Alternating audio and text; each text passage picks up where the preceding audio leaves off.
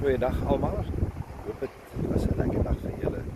Ek wil julle 'n besonderse mooi plant wys. Het julle al gehoor van die noem-noem? Kyk daai. Heerlike rooi vrug. Nou die noem-noem het beskikbaar sterk storings wat seersteek. En ons hier in Suid-Afrika, sekere plekke kan jy hom aanplant as die weer reg is en omstandighede in die grond. Omdat hy sterk dorings is, kan jy hom aanplant as 'n afweer van kriminaliteit. Mense oor jou muur klim, dan klim hulle in die noem-noembome in. Struike in, want dit het skerp dorings. En natuurlik, die voordeel daarvan is, dit gaan nie vir jou net alleen seermaak nie, jy gaan dan die voordeel hê van die vrugte.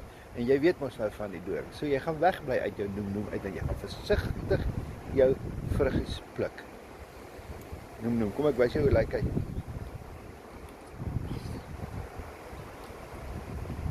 Sien julle? Dit is lekker. Het so 'n bietjie van 'n frankerige smaak. Maar as hy heeltemal goed deurryp is, dan is dit soet.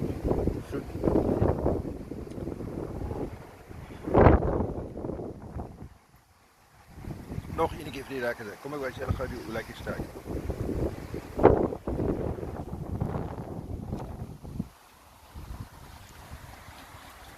So lyk hy. En sien jy? Daar sit die vrugte. En as jy baie mooi kyk, ek vat nou versigtig aan hierdie tak, kyk daai dorings. Sien julle? So lyk die takke. En hy moet helder rooi wees. Dan is hy reg. Kom ons kyk of daai enetjie.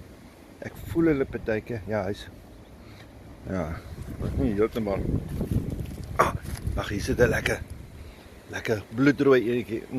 Iemand anders het hom al gehad. Daar sit 'n enetjie. Sien julle?